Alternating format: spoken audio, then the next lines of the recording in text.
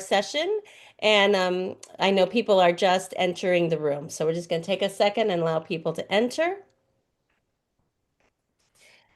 As that's happening, I just wanted to tell you that a little bit about Library Makers. We're delighted to have you here and to have you part of our community. In case you weren't familiar with what we do, Library Makers is a community that connects and supports library maker staff of all levels of experience, recognizes the experiences and strengths that each member brings to the community, even if it's your first day of trying this or you've been doing it for 15 years. All of us have something to contribute. We hope to create a safe and welcoming space for our library maker staff so that you can easily ask questions, share what you know, find a mentor, develop skills, and exchange ideas with a diverse group of professionals from all over the country, even the world. And we aim to equip and advance library professionals to be innovative and leaders in the field of this type of programming, to make it a core program that libraries everywhere are offering. Our session today is a roundtable, and my name is Pamela Van Helsema. I am one of the Library Makers Community Building team members. I'm from Santa Rosa, California. I'm joined by David Powell, who's one of our leadership team members, and he's from Mississippi. We also have support for this session by Kelly Nemitz, our Library Makers Events and Programs Chair from Michigan, and Lisa Regala, who's a Library Makers Leadership Team member from Citrus Heights, California. And we call this project that we're working on the Problems of Practice Project. Why this roundtable? What is it for? Well, the roundtable series is part of our research for a IMLS grant-funded project that our goal is to have a short publication by the summertime that gives practical advice for libraries. And so we need your wisdom, your insights, your knowledge from the experiences that you are doing every day to help make this publication valuable to people like you. It will be something that's free to download from our website when it's done, and it's meant to be a handy tool.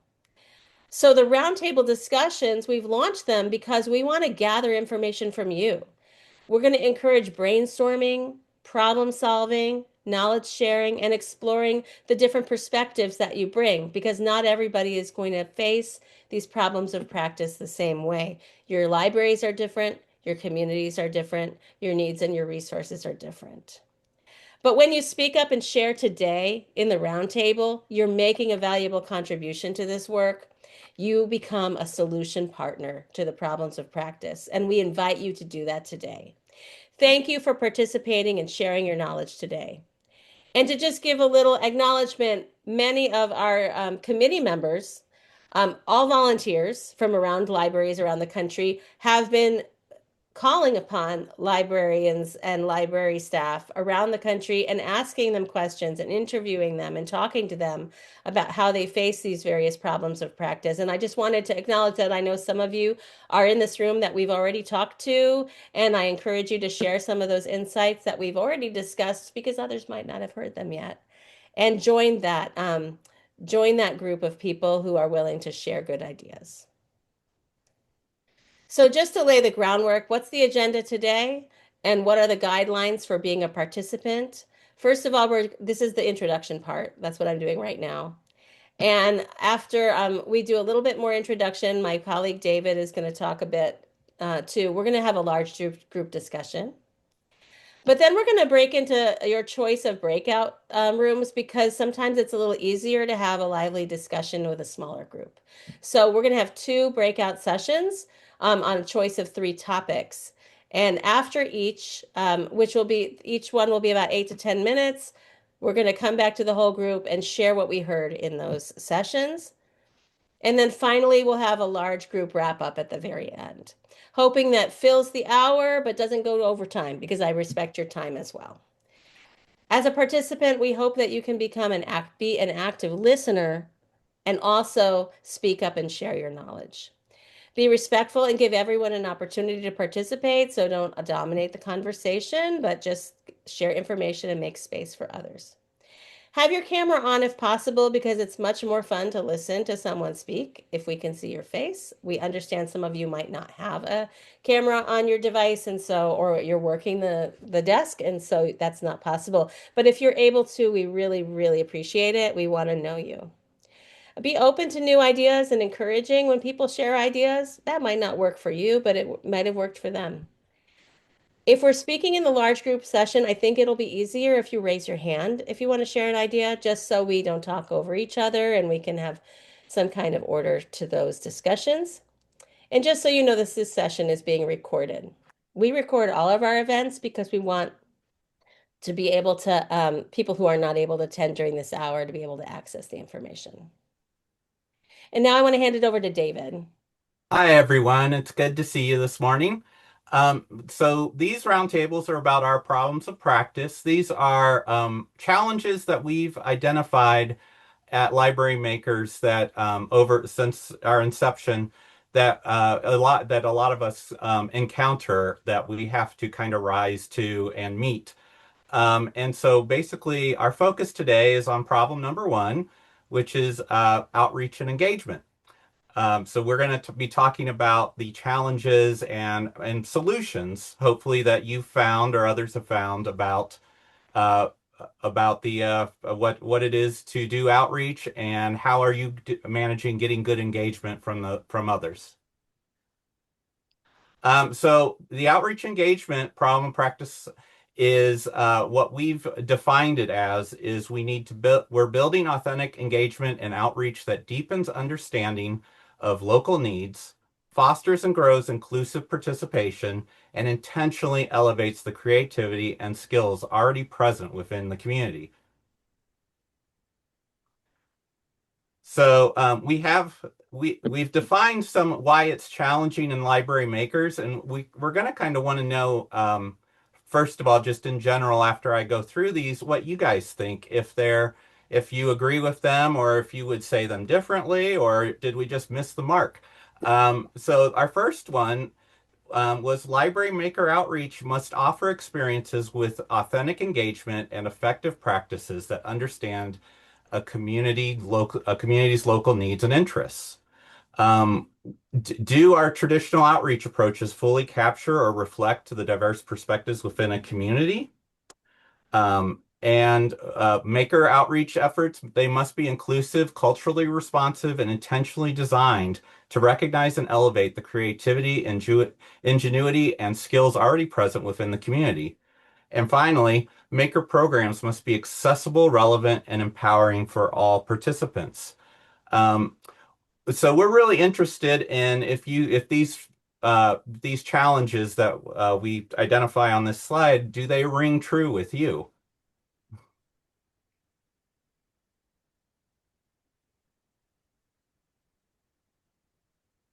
That is an open question. If you want to answer in the chat or you'd just like to chime in, that would be fine.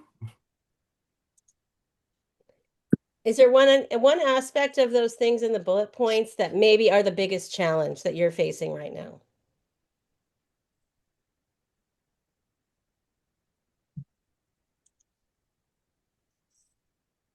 Okay. We can move to the next slide if Yeah, people, let's. that's a lot to think about. That's a lot. Right. Yeah. Yeah. I We did. do invite you later if you think, hey, I think maybe you should reword this, or maybe you forgot all about this other aspect of it. We invite that input. Oh yes. Yeah. This is supposed to be interactive and we want all feedback. Yeah, exactly.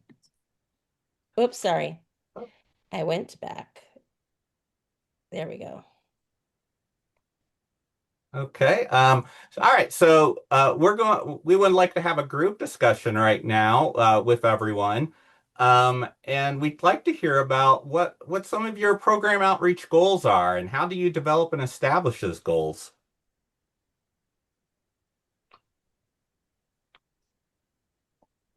I'll Someone chime. did add in the chat that traditional approaches towards outreach, either expectations by sites or by constraints, do sometimes limit what feels possible. I think we can all relate to that. Mhm. Yeah. Yeah, because we're trying to engage people's creativity and their thought processes and their science skills. And a lot of people just aren't used to that. Contextual to our environment as well. Yes. Mhm. I think also, especially when I'm in a small library, we have to drill it down to what does our community want most. And we found that the most important topic for our community are employability skills. So we've focused a lot of our money, time, on that, even though we have lots of other creative programs, but we are looking really carefully at, how can we help with technology advances? How can we help people using the computer? How can they learn how to use a 3D printer? Things like that that are all employability skills. And we got that information from talking to shareholders like the local manufacturing places and businesses in the area and what they wanted to see their employees be able to do. Oh yeah. Yeah, very important. I agree, Cindy. Anyone like to comment about maybe what tactics you're employing to reach your goals? What type of things are you doing? Oh, someone wrong in the chat. Maker programs are the greatest challenge for us right now. Sometimes we do great, but sometimes it is too niche and based on in community interest. Second would be the constraints of traditional outreach and how our outreach program is structured. Yeah, that's I'd love to hear what that is. What do yeah, you that's mean what by I was that? just thinking. Like, I what's can traditional outreach? Let's all define that a second. What is it? Flyers at the circulation desk? yeah.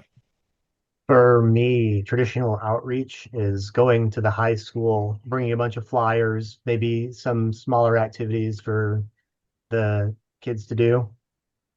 Um, yeah, and maybe handing out the flyers. That's probably Yeah, traditional for me. yeah. But I think my big thing is we actually don't have a our 3D printer yet. We actually just ordered it. And I'm definitely interested in thinking about the best way to introduce this new thing to our community in such a way that it's going to be, that they can see the use for it and that Mhm. they'll be willing and comfortable in using it or coming to our staff for help with using it, things like that. Yeah, it's good. Hello. So this is Natasha. I don't have my camera on yet, but speaking of you getting your new equipment, and this is what we did when we opened up our building back in 2016, and this was new to our area. So we had the printer constantly running for patrons to see in order to engage excitement. We also, when we did outreach, we took, 3D printed objects just, to show folks, the offerings at our libraries too. It just brought back memories. Oh, yeah. I'm seeing some notes in the chat that's just like even knowing that you exist Yeah. is a good start. That you even have this stuff and that it's a possibility. And because this is not traditional library, right? Um, I see Nicole has her hand up too. I wonder oh, you know if what? I Nicole. can't see the hands, so if I Oh, see somebody it. okay. Hi, can help me Nicole. with that. Yeah. Hey, no Nicole.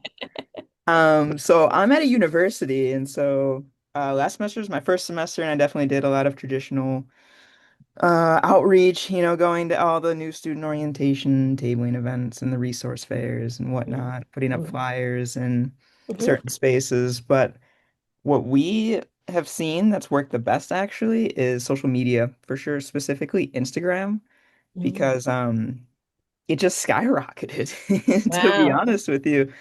People were coming in, students were seeing it, obviously. And like on our library page, we don't have our own makerspace page, but it's part of our library page. And the engagement on the makerspace posts like dwarfed the regular library What do page. the pictures look like? Or are they videos? Like, what are you putting on there? Videos, and it's my student worker does it. So she just Love it. has a way that I don't know if it's something the algorithm picks up or what, but she makes it really accessible for That's sure.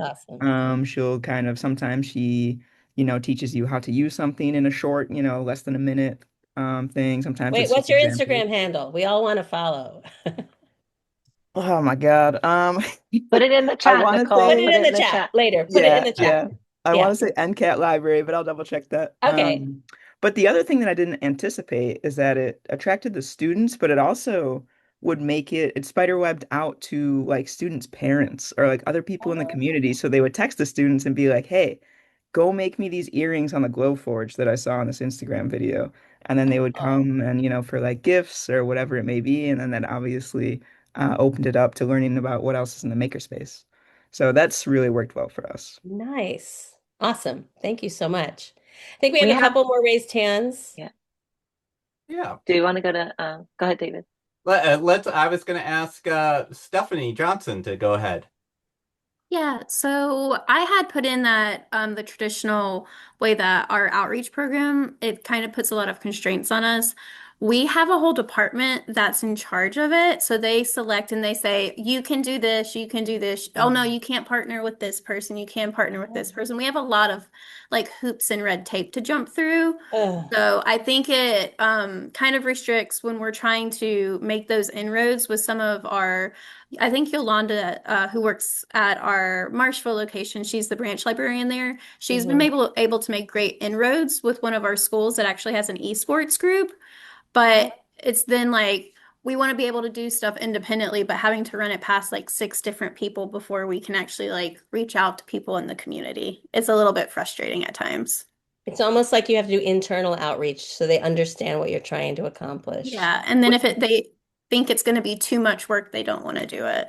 Which Stephanie, I want to point out too that we actually the number two problem that we have that we'll be discussing next week is how to convince administration and stakeholders that you're important and need to do what you need to do. So if you've got the time, I encourage you to attend Yeah, that one too, because that will address exactly what you're talking about. yeah. Oh, you probably noticed I put one of our little community survey signs out here, and as you guys have Okay. time, Okay, maybe let's like take Lauren. during the let's take program two or more. whenever I you're think going are around there your two more, district, and then we'll move but to the next slide. take that Okay. survey. Lauren, would you like We're to working on tell us getting all some about more what you got to photo say? copies. Yes, I was going to say that one of our outreach goals is to target different groups within our community and show them how we can help them specifically. So, for example, we noticed that there were a lot of people coming in to make things in our makerspace for their business.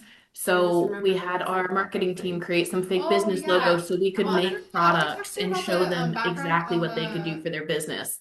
And then we take those products to our business breakfasts that the library puts on that aren't really tied to the makerspace, but so we can promote them there with visual examples. Or like putting ads in the newspaper for the older population who might only read that. Making sure we have things in our in-house flyers as well as like social media and things for different demographics. Great. Great. There's a lot. Thank Thank you, you. Lauren, so much. And I totally agree. And there's a lot of really great comments going on in the chat too, if you're kind of looking at that as well as listening and looking at us. But yeah, and someone made a good point. I've heard it both when we were talking and I see it in the chat about how digital outreach is becoming more and more important. And having those videos or on YouTube or whatever is a form of reaching people you might not reach using traditional outreach methods. Totally. Okay, I think can we move to the next discussion? There's so much to talk about, but there's a Yeah. lot of chances coming up to talk. So, what do we mean by authentic engagement? That was another part of the problem that we defined, because not only are we doing that outreach, that outflow, let me tell you what we're doing here.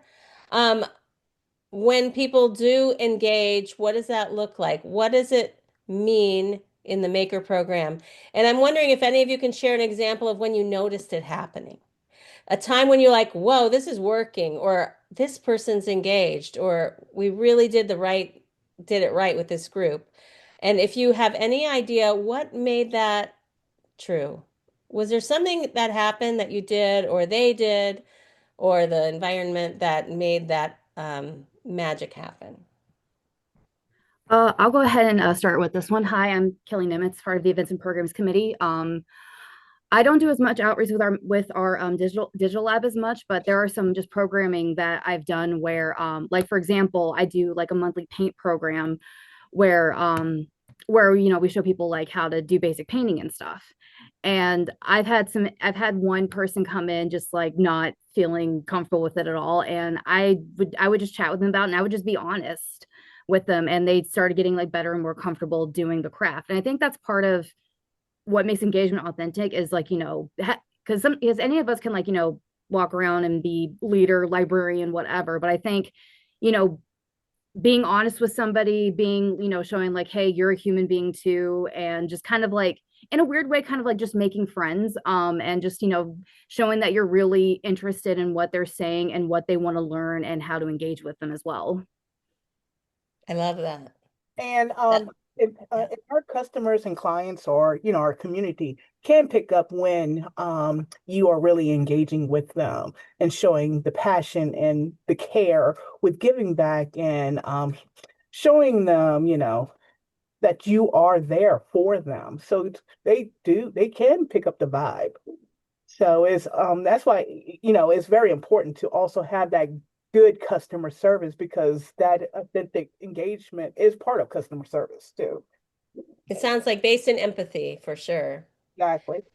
Who would like to speak next? Did I Uh, notice Rita have her yeah, I hand? was going to say Rita had her hand up. Uh, I'm at an academic library, and I think we had a really good experience this past semester with a student group on campus for it's an affinity group for Filipino American students who wanted to come into the makerspace and use our vinyl cutter and heat press to make swag.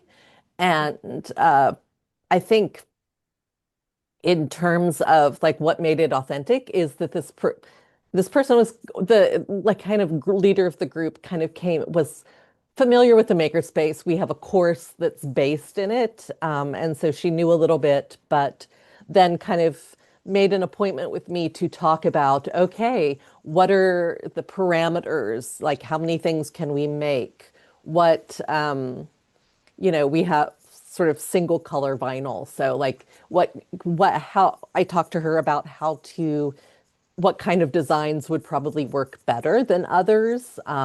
Which day of the week was best. What times would, if she was going to bring in like 25 sweatshirts, when she might be able to use the machine more frequently. And so I think it was and so it wasn't actually our program, but on the flip side, this student was very eager about, oh, when we post about this, because they're very social media forward, this group, and we're going to tag you in everything. And we will, talk to the other affinity groups and talk to kind of the cultural center on campus. But we also want to do other things in the library. So it was a conversation and not just sort of in other circumstances, like I felt like I've had to be like, no, we're really not set up to do X. Yeah, you made So it work. You made it work. mhm. Yeah. Thank you. Who's next? I think we have Lauren and Lauren? is it Dara Lynn? Carolyn, Yeah. Okay. yeah. So when I think of authentic engagement, we had a patron who was terrified. She was an older woman, and she came in to create something for her children. And when they get the aha moment and everything clicks, that's the best. But it went one better with her. She belonged to a group. So she called me a week or two after her visit and said, I want to bring a group of 21 people into the makerspace. And I'm like, we're small. I said, we can do 15. And she's like, are you sure we can't do 21? So that's when I knew we got her. And then I did let them come in. I told them they wouldn't have time for everybody to do something. So what we chose to do in that situation was to show them examples, but she came in on her own to create items so that everybody could take one home. But only like 3 or 4 of the group actually got to use that machine that day. Wow. That's great. They all Yeah. became familiar and know that it's a resource now for them. That's cool. Um, I just oh I just wanted to interject. This is such great feedback. But Stephanie Johnson added in the made a really good point in the chat. She said their best authentic engagement happens when the library staff are learning alongside the patrons, and I was like, oh, that is so true. Yeah. yeah, exactly. I mean, we do. I used to be a teacher librarian in a junior high, and I learned from the students and they learned from me, and we all rolled up our sleeves and tried to figure this stuff out Yeah. together. So, yeah, that's the best when you're all constantly learning. I think we're going to move to the next part. Does that Yeah. sound okay? Yeah. Okay. So let's see, make sure I'm in the right screen. Oops. Here we go. So now we're going to move to some breakout rooms and we're going to give you a choice. We're going to have three. And you'll have a choice to enter. When we open the breakout rooms, you could choose room one, room two, room three. So now take a look at this slide because it tells you what the topic is in each. Room one is about understanding community needs. How do you know what the community needs and how do you respond? Room number two is about outreach practices and relationships. That could involve like partnerships or how do you build those? And then room three is about elevating community creativity. What creative things are already happening in your community that you didn't start, but you can build on? So take a look at those just a second, and then in a minute, David's going to open the three rooms, and I'm going to be. Let's see, David's going to be in room one, and he'll help move the conversation along. Lisa will be in room two, and I will be in room three, and the it's going to be just 10 minutes. When we're done with the breakout, 10 minutes, we'll come back to the larger forum and share if there's any bright ideas or thoughts that we want to put out to the larger group. Sound good? Sounds Okay, David, good. I think we can go ahead and do it. And you'll have the ability to leave a room if you're in there and you were like, nah, I really wanted to go to a different one. You'll be able to come in and out. We tried to set it up that way. Yeah. So let's go for it. Okay, I've opened the rooms. Okay.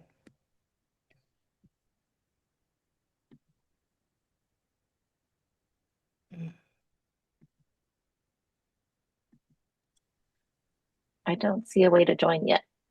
I don't either. Oh, okay. Okay, let's see. Do I have to broadcast maybe? Broadcast it. Okay, Mm-hmm. there we go.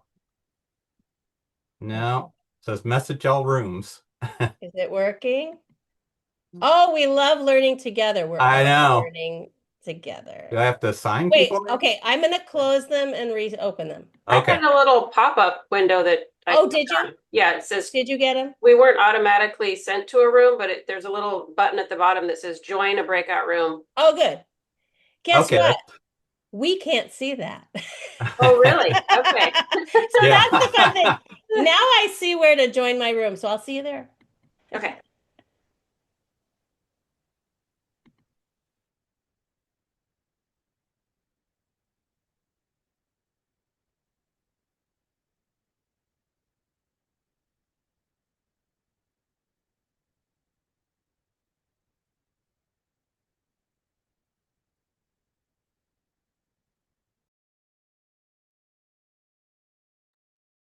All right, we made it.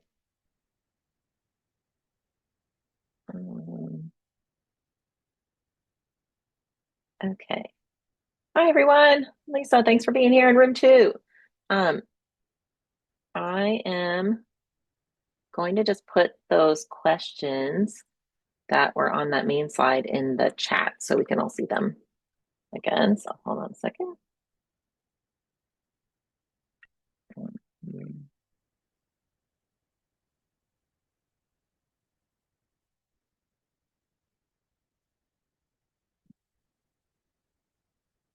Hopefully y'all can see that in the chat.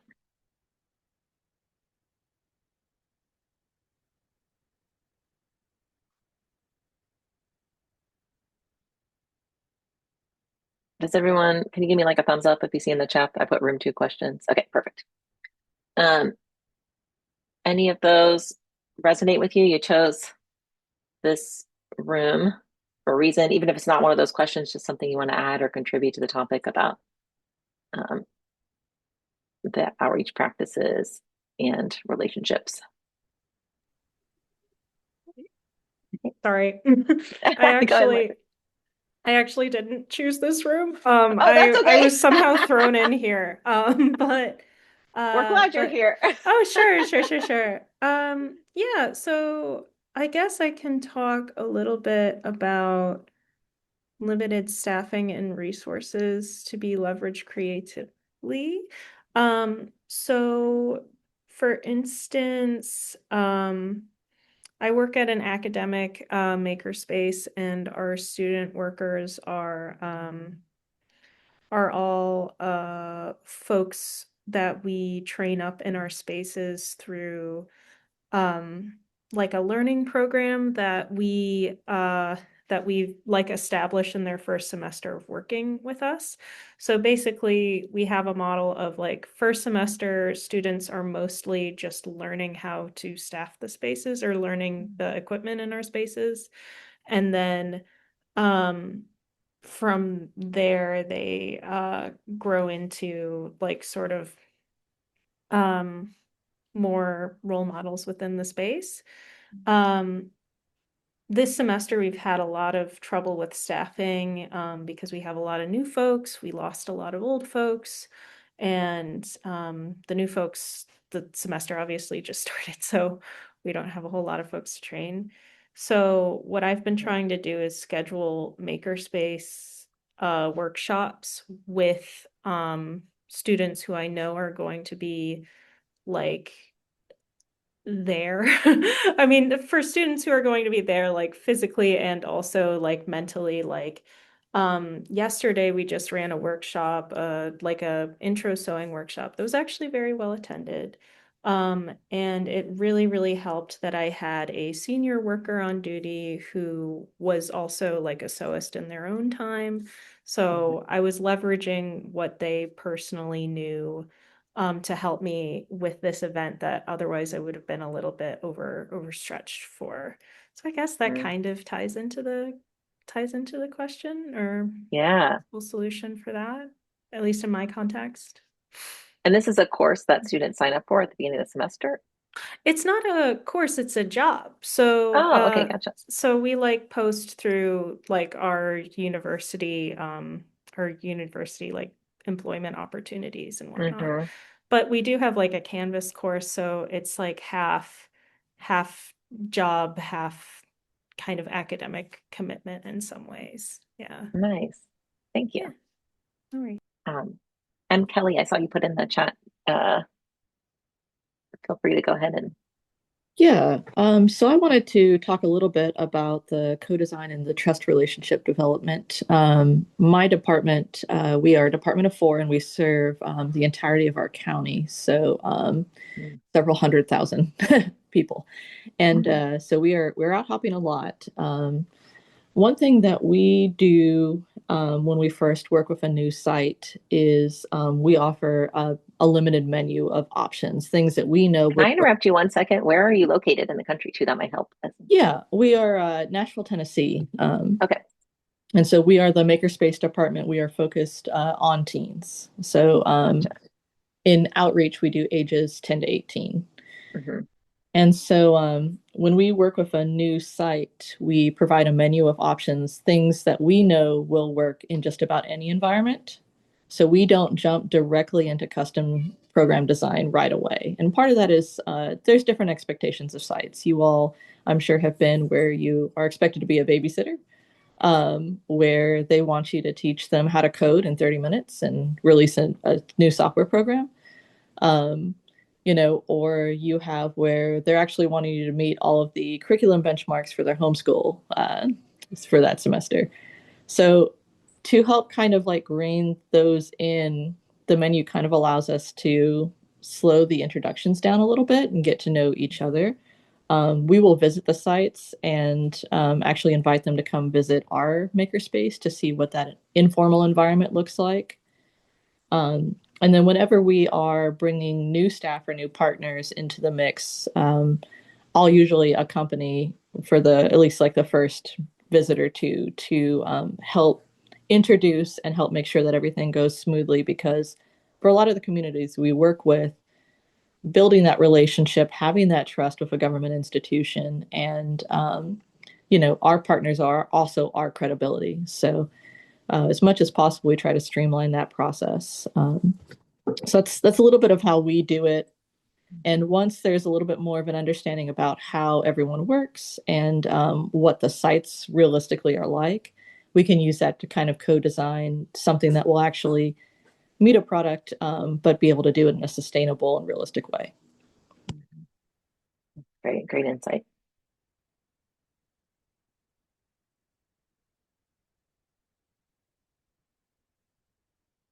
Anyone else have another way they want to share, or some other ideas you've done for outreach practices and building relationships? I could speak to that a little bit. I work at the Sonoma County Library, and we don't actually have a makerspace, but we have like STEAM kits and maker kits, and we subscribe to that creative bug online, and so we have a lot of librarian-led maker type programs. And I recognize Rita; she's one of our extra help librarians here periodically. So I'll have to ask her where she's from later. And people love them. They really do. But the things that we have done is in the community, or like the Boys and Girls Clubs, I think things that you guys have all done, where we go in and we do we read a story and then do some sort of maker type activity with the kids, like an intentional one. And then here I'm at a location that's in a mall, and we've done events. We've partnered with the mall, which of course is getting emptier and emptier every day, but it does have a few big box stores, and we're reaching, in my mind anyway, reaching people that don't even know that we're right across the parking lot. So that's been pretty awesome. And I know this is kind of like a broken record, but relationships, meeting people and talking and getting to know them, and having positive relationships with the people in your community, and listening and listening. Yeah. And I'm here to learn too. So Darian, go ahead.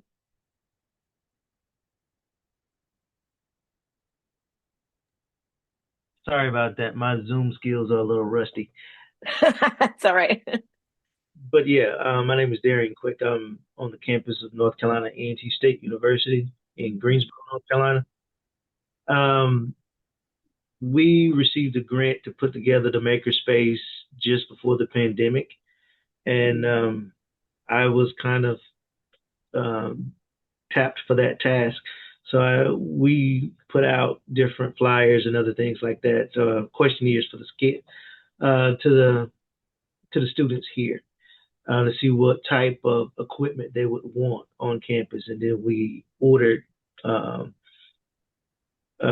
that. And we've had ups and downs with that on hiring students and finding people who were able to help get the program off the ground. And we've soared high and kind of swooped down a little low, depending on the number of students that we had. And right now we're kind of in a low spot of the number of students that we had. So we have relied greatly on relationships and the interest of our students. So we've had great success with our students, bringing in other students who were very interested in the idea of the makerspace. I noticed one of the other chats said about getting buy-in. So our best success came from student buy-in, and then getting faculty and staff buy-in used by those students, because the students that came up made things that caught the eye of faculty and staff and brought them in, which brought in more people wanting to use the space for classes and other things like that, and asking how can I incorporate this into my curriculum. We're still working on that portion of it, but actually going out and doing the legwork of meeting with different departments and their head and other people that ran different things. So that's kind of how we have used those relationships to get to come in contact and to use um, resources that we didn't actually know or think about that was there, because our greatest resources was our students and their creativity on how to go about using things and setting programs and other stuff like that. So that was pretty much it with us. But ours is basically university only at this point in time. We haven't reached out to the community in that aspect. We're trying to build more inward first before we go outward. Yeah, makes sense. Kind of like our and Kelly was talking about as well. Just kind of starting small, doing a, you want to start with something that's more defined, right, before you kind of open it up to other options, custom things. We went from 6 students, 6 paid students, and one manager, which was me, to one hired grad student and 6 students, to just 3 students and myself, and then we hired another manager, which she's currently in this meeting too, Nicole, as well, which is I now co-manage with the space with as well. So it's along with doing other jobs here at the university and co-managing this space, it is now more reliant than ever on those relationships. Mm-hmm. Yeah. I think we're all back in one room now. Yeah. There we go. Okay. I hope that worked. I just was hoping that we could hear a little bit from each of the rooms. Maybe there were some highlights that you have to share from room number 1, David and your group.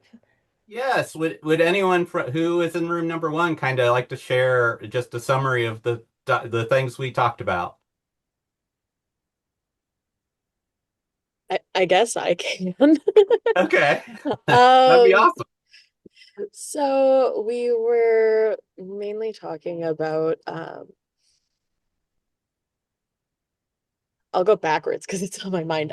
Communities that are underserved. I brought up that right now we haven't really been getting our adult male community as much. Right now, they're less than 20% of the people that come in for both of our events, as well as attend like our social media population in both Instagram and Facebook for our library. And it's kind of the hard part right now of figuring out how to get them in and for attendance for things other than for if we're doing like a history program or something to do with what is for our local stuff. They tend to be just husbands coming along with their wives or dads coming along with their kids, and that's basically it. That's not really them participating for the dads coming along with their kids, so I don't really count that. Other than that, we were mainly talking about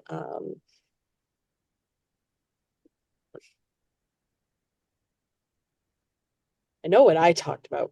Can you give me a reminder of what somebody else talked about? We also covered about how we got to learn about our community's interests and needs and aspirations, and how we've had people call and want to come and visit the maker spaces, and and so which is great. But we just kind of getting to know our communities. But yeah, and who we're getting. But that was one thing we did talk a little bit about. Maybe a third to half of our time was how hard it is sometimes to get adult males to come to programs. Interesting. Yeah. I'll just add to that real quick. Sorry. Yeah, sure. Go for it.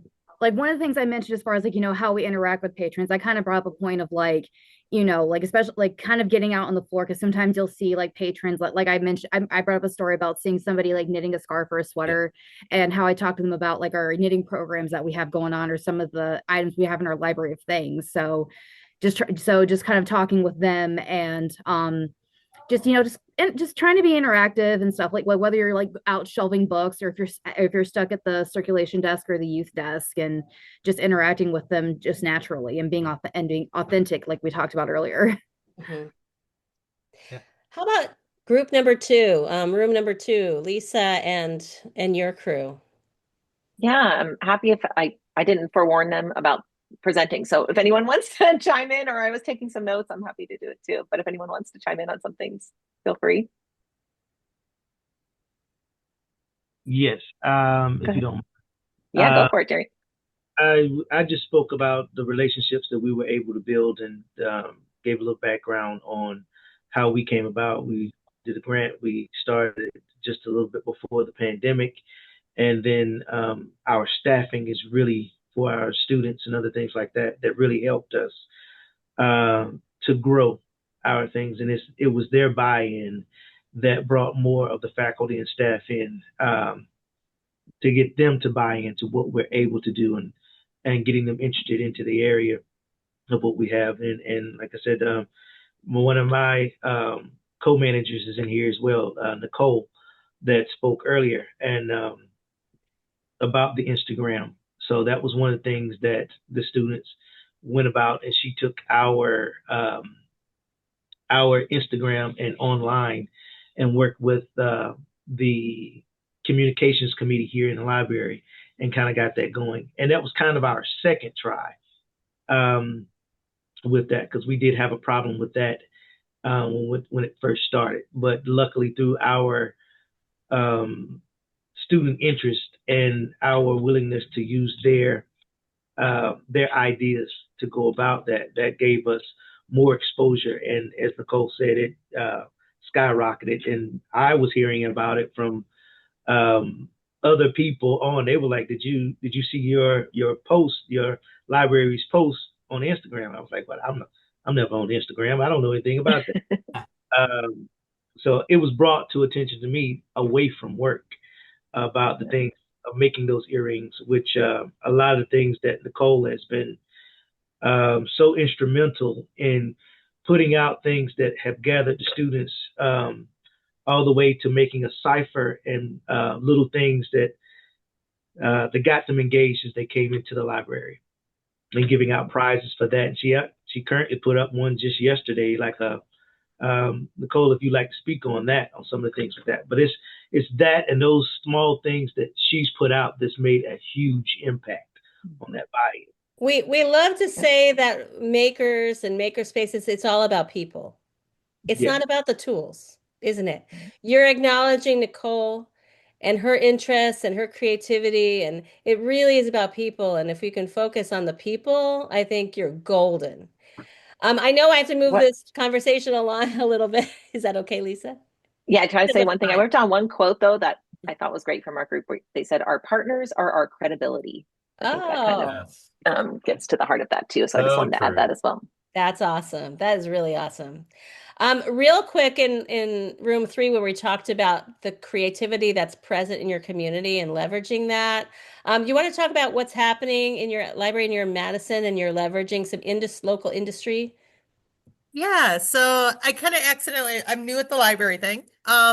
Started in November, but I am from industry. I have 27 years of experience with CNC and looking at what our community does. So there's a lot of industry right now that are looking for programmers, machinists, setup techs, all of that. And it's something that I can share with my community. We have a CNC router. You don't need to have expensive tools though to get people engaged. I recently joined and I'm new at this, but I bought a really cheap carving kit because I had students. Well, it started with a couple Japanese pull saws and a wood bench. The kids loved it. Like there is a line going out the door. We're actually beyond capacity in the last 2 months. Kids want to cut boards in half. But then I'm also offering like CAD CAM programming. So like Fusion 360, that kind of stuff that a lot of the times you can get free as a library, but for upskilling programs. So going out there, finding out where the interest is, the carving group, the way I can kind of scale this is like, so I made a badger over Oh, the weekend. I'm cool. still working on him. I'm really new. I told the kids, I don't know what I'm doing, but I will learn. And I have a little girl that's doing a bird right now, so I'm kind of helping her get some of the stuff out. But it doesn't need to be expensive. Start with some hand tools, some Japanese pole saws, and then find out because people from industry, and I wanted to touch on this really quick. You mentioned bringing men in there. Men love when they can come in and show off their woodworking skills, not trying to generalize. But if you bring in some simple stuff, they will come. It's just trying to think beyond 3D printers and technology. Try to find those skills that we need to bring back in our communities and find out what people are doing, what the clubs and hobbies are, and kind of circle it around that because you're not only bringing in new skills, but you're also bringing in people who are happy to mentor, especially the retired people. So that's it. I don't, otherwise, I don't know what I'm doing, but it seems to be working. So I'm an accidental success over here. Wow, that's cool. I want a carving set now. Come on I down. know. Oh, you do, it does require liability forms and a Ugh. parent has to be with Yes. kids. But my best carver is 8 years old. Oh, wow. Wow. So, Which, and by I, the way, Library Makers, our website, our news feed is a great place to share your version of your liability form.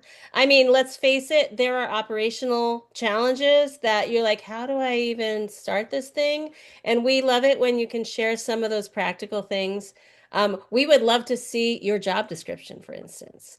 People want to hire people and they don't know how to write that. I mean, like we really want to leverage this website and this community so that we can help each other get this work done and really amplify it. I have a question for the larger group. I'm worried we might not have time for the second. Do we not I have don't think time? we do, Okay, well, you unfortunately. know what? We set grand plans Yeah. and I want to respect your time. So I'm gonna just, if everybody's okay, I'm just scrap the second breakout because I've worried we don't have time.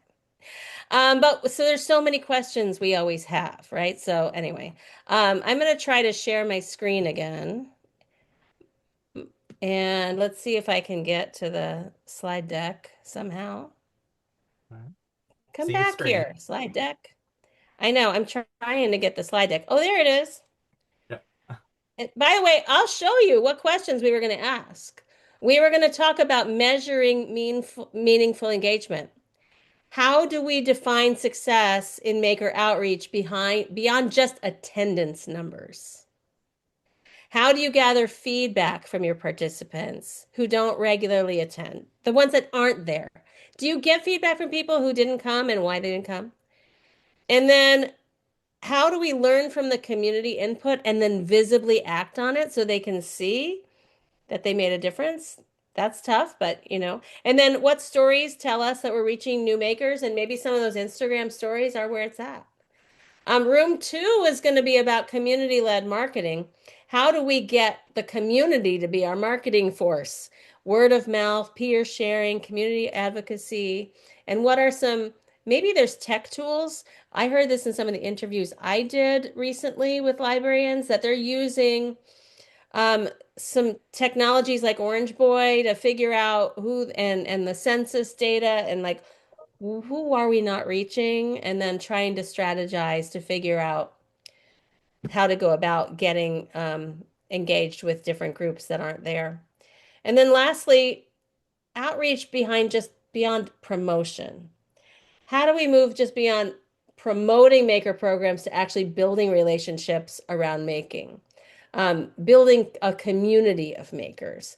How do we invite people who may not identify as makers? I think we've heard some of that.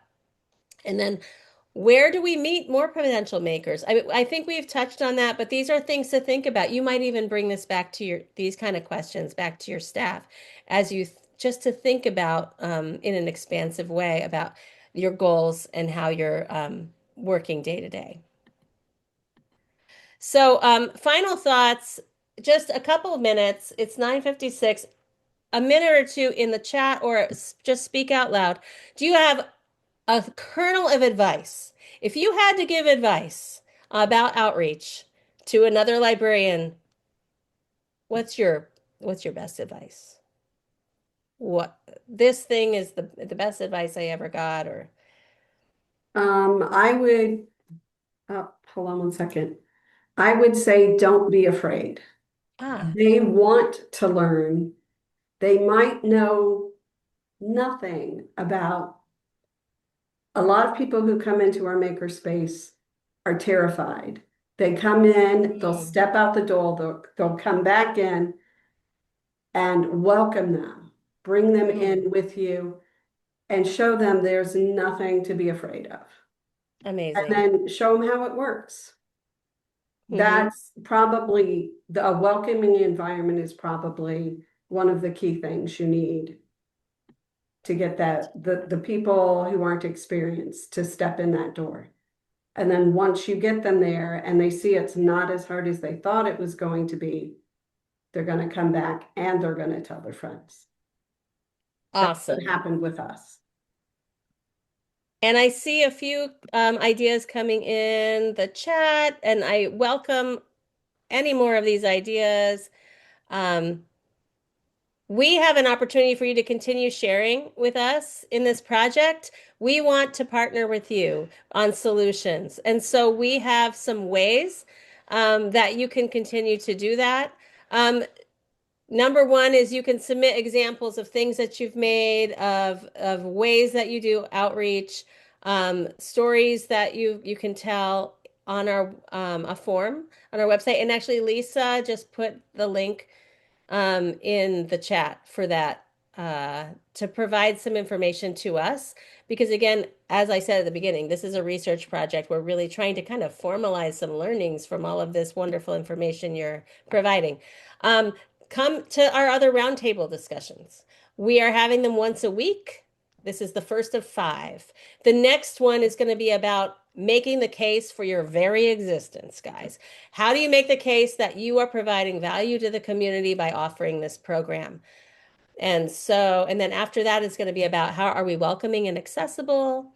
Is this a sustainable and future-ready program? And lastly, how do we foster staff growth and empowerment? That's the lineup. Lastly, we invite you, if you'd like to really be one of the co-authors of these publications with your name printed on there as one of the co-authors, you can join our volunteer research and writing team and just drop us a line on our website, send us a message, and we would invite you to help us gather that information and help us with this. We've got a timeline of just a few months to get it done, and we need the help, and we know that you have wonderful things to contribute in that regard. I just wanted to thank you all for being here and being part of this session.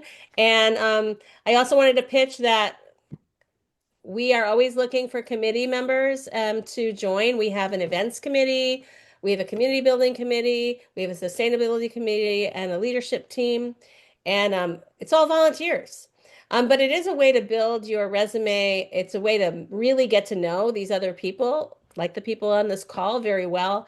And I even invite students. So if you know people in library school, that might be a great thing for them to do as well. So uh, thank you so much for being here. Before you leave, if you have time to take a very short survey of if you feel like this was a valuable session, or if you didn't think it was a valuable session, you can give us feedback about it in a quick feedback form that is in the chat. Thank you, Lisa. We will follow up with an email to everybody on what we talked about here so that you could review the recording, that you could contribute more ideas, and have a wonderful, wonderful week. Thank you. Thanks. Bye. Yep. Thanks, everybody. Hi, thank you. Thank you. Have a good one. Thank you so much.